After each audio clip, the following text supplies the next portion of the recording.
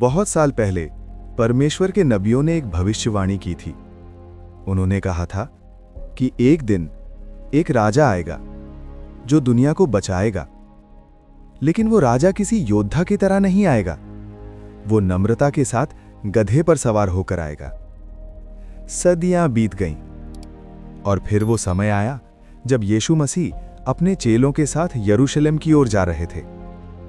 यीशु जानते थे कि उनके जीवन का सबसे महत्वपूर्ण समय अब शुरू होने वाला है। क्या आपको पता है कि यीशु ने घोड़े की जगह गधा क्यों चुना? क्योंकि उस समय गधा नम्रता और शांति का प्रतीक था। जब वे शहर के पास पहुंचे तो यीशु ने अपने 2 चेलों से कहा, सामने वाले गांव में जाओ, वहां तुम्हें एक गधा बंधा मिलेगा जिस पर अभी तक कोई नहीं बैठा है। उसे खोलकर मेरे पास ले आओ।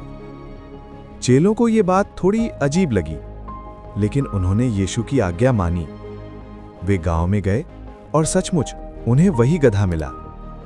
जैसे ही उन्होंने उसे खोलना शुरू किया, मालिक ने पूछा, तुम ये गधा क्यों खोल रहे हो?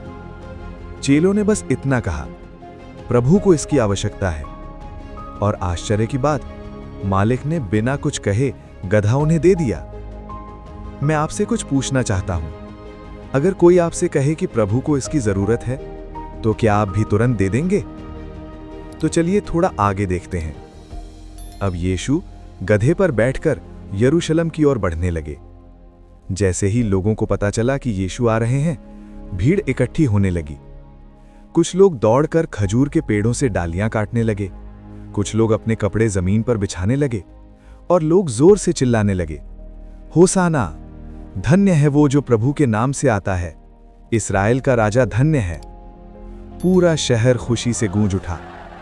लोग सोच रहे थे कि अब यीशु उन्हें रोमन शासन से आजाद कर देंगे, लेकिन यीशु का लक्ष्य कुछ और ही था। आपके हिसाब से लोगों ने खजूर की डालियां क्यों बिछाईं? क्योंकि उस समय यह राजा के स्वागत का प्रतीक था। लेकिन हर कोई खुश नहीं था। धार्मिक अगुए, जिन्हें फरीसी कहा जाता था, उन्हें यह सब बिल्कुल अच्छा नहीं लग रहा था। वे यीशु के पास आए और बोले, गुरुजी, अपने शिष्यों से कहें कि वे शांत रहें। लेकिन यीशु ने शांत स्वर में कहा, अगर ये चुप हो जाएं, तो पत्थर चिल्ला उठेंगे। इसका मतलब था कि परमेश्वर की महिमा को कोई नहीं रोक सकता। जब यीशु शहर के पास पहुंचे और उसे देखा, तो वे रो पड़े और कहा, काश आज तू उन बातों को जानता जो तुझे शांति देती हैं, पर अब वे तेरी आंखों से छिपी हुई हैं। यीशु क्यों रोए? यीशु इसलिए रोए क्योंकि यरूशलेम के बहुत से लोग परमेश्वर के संदेश को स्वीकार नहीं कर रहे थे। वे नहीं समझ पाए कि उद्धारकर्ता उनके बीच आ चुका है। यीशु जानते थे कि आगे चलकर शहर पर कठिन समय आने वाला है। इस घटना में यीशु का लोगों के लिए गहरा प्रेम और दुख दिखाई देता है। आपके अनुसार फरीसी यीशु से इतना गुस्सा क्यों थे? जब यीशु शहर में प्रवेश कर रहे थे, तो वे जानते थे कि आगे क्या होने वाला है।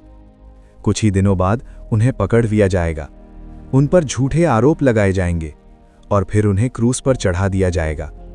लेकिन यीशु डर नहीं रहे थे, क्योंकि वो आए थे दुनिया के पापों के लिए बलिदान बनने। पाम संडे हमें यह सिखाता है कि यीशु केवल एक राजा नहीं, वो नम्रता, प्रेम और बलिदान के राजा हैं। जिस भीड़ ने उनका स्वागत किया, उसी भीड़ ने बाद में उन्हें अस्वीकार भी किया। लेकिन आज सवाल हमसे है कि क्या हम अपने दिल में यीशु का स्वागत करेंगे? अगर आपका विश्वास यीशु में है, तो कमेंट में आमीन लिखिए और वीडियो को अपने दोस्तों के साथ शेयर करना मत भूलिए। सभी को जय मसीह की।